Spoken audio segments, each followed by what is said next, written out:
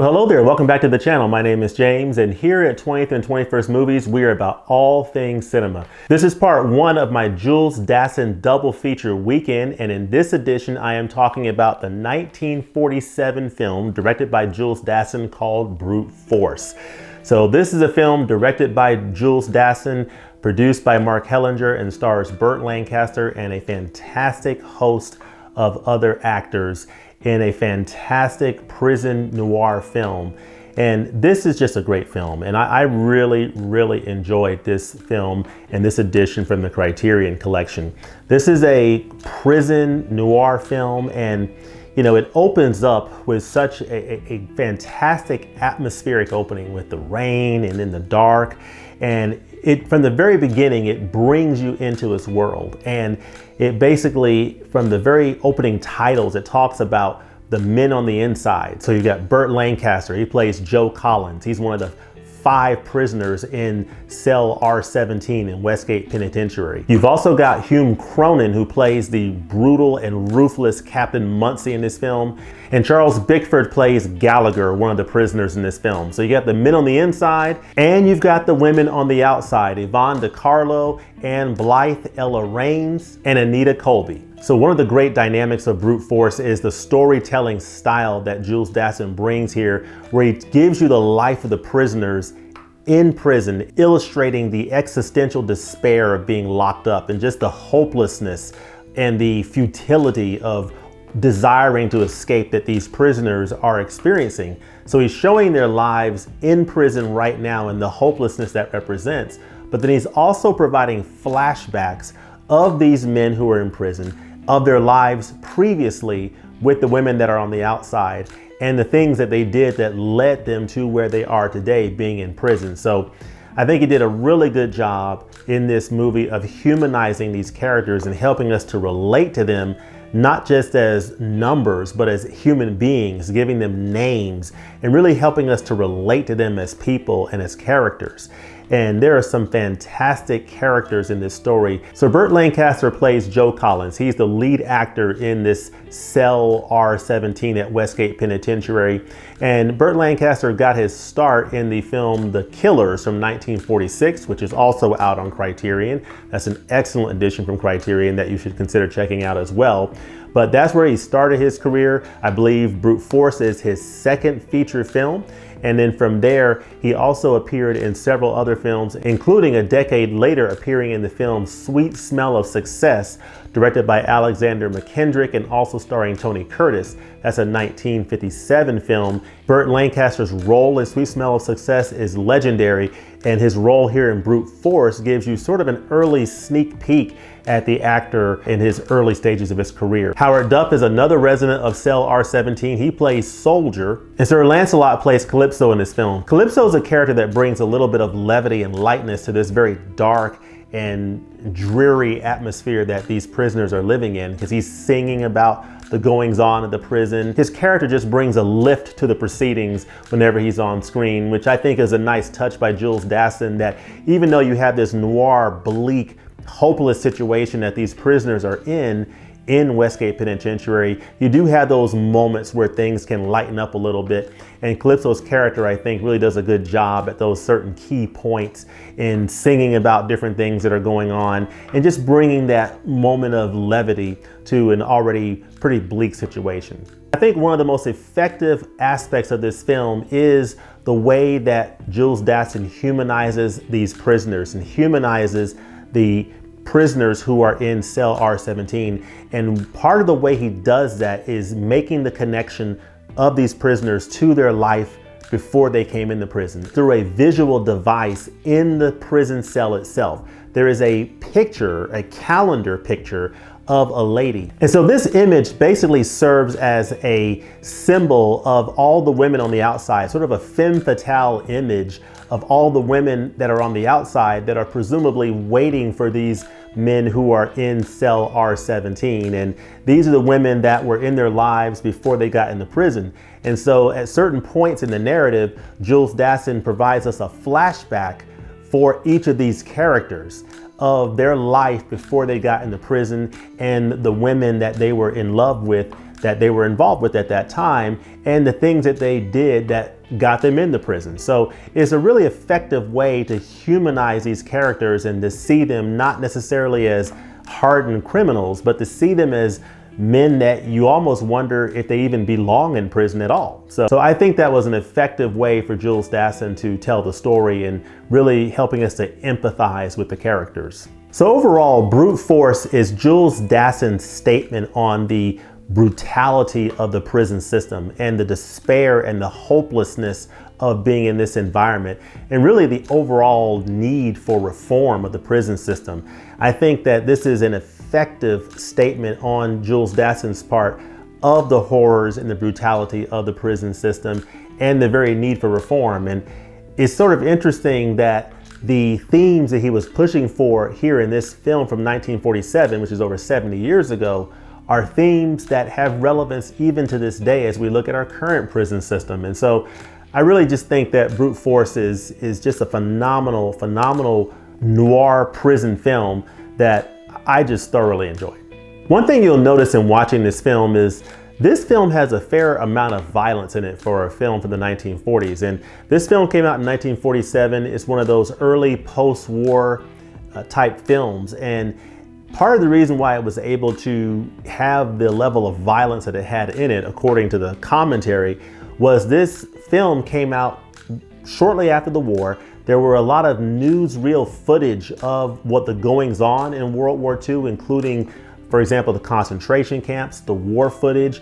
And so American audiences had seen that newsreel footage and to some extent had gotten a little bit desensitized to the violence by the time this film came out. So it really paved the way for the ability of films to portray more violence because American audiences were more sort of prepared to see that on screen, more so than they would have been if this film that came out in 1940 or 1939, audiences would not have been ready for that yet. But by the time you got to the post-war period and they had seen a lot of the footage and the goings on of World War II, they could take the content of a film like Brute Force. So I thought that aspect of it was pretty interesting. So overall, based on the strength of the performances across the board from Burt Lancaster, Hume Cronyn, Charles Bickford, all the supporting actors in this film I thought did a fantastic job. I think the atmosphere and the mood of this film set up from the very beginning really set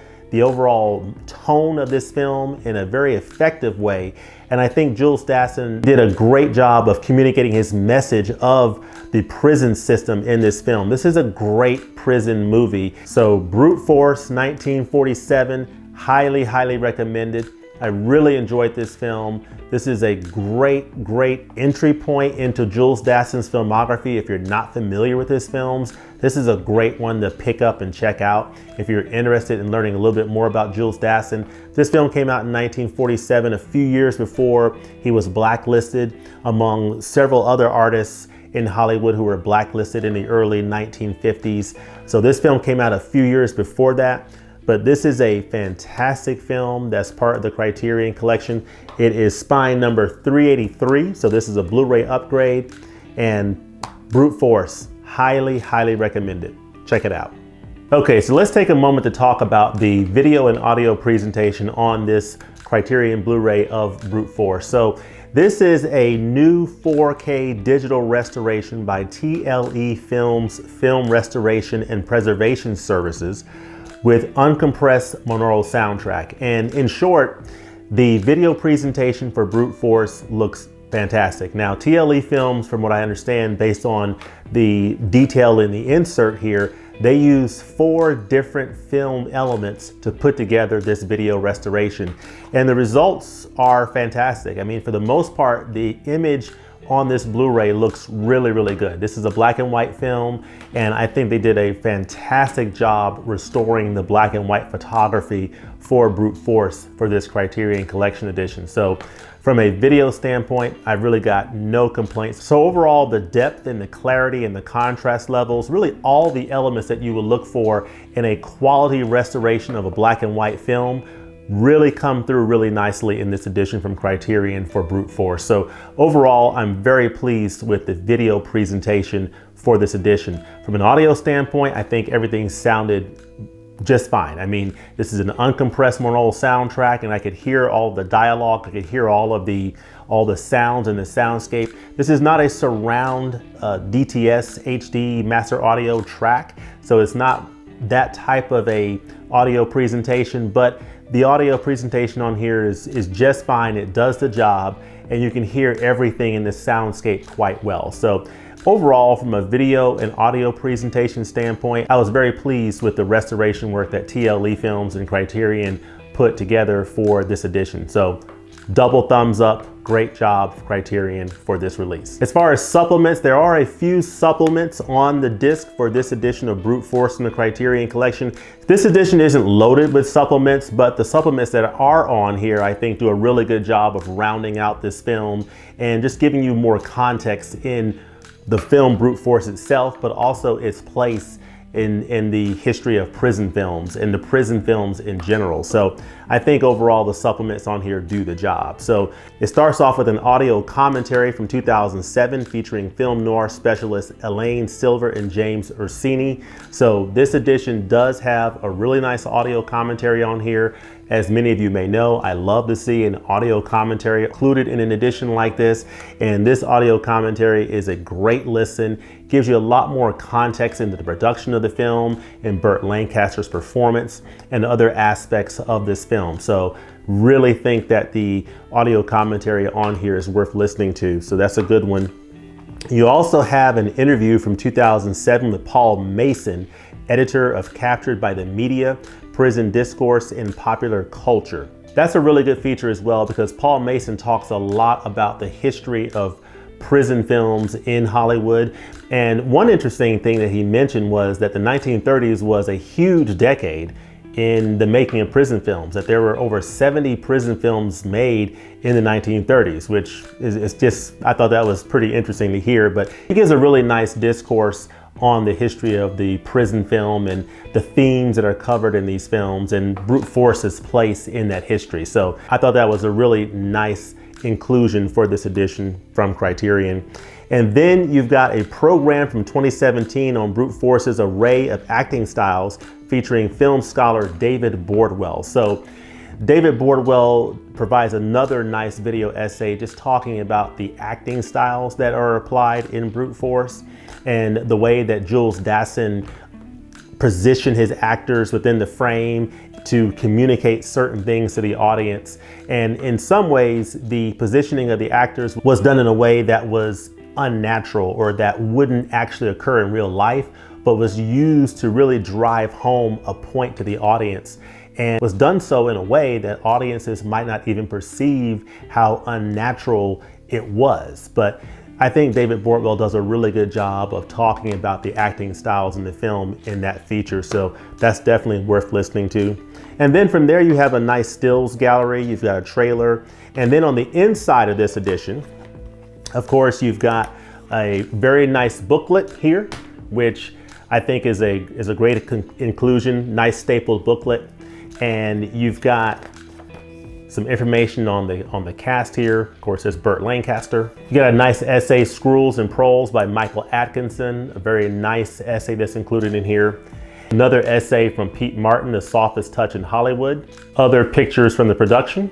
And then interestingly enough, you have some letters from Mark Hellinger, the producer, to various folks talking about the censorship of the film and how they were having to jump through hoops to get the film approved for release. So that is a very interesting read that's included in this nice booklet from Criterion. The inside of the disc case itself is basically blank, it's black, which I think is sort of indicative of the overall theme of the film being a dark noir type prison film. So I think this sort of is indicative of that. And overall, just a super, super nice addition from Criterion.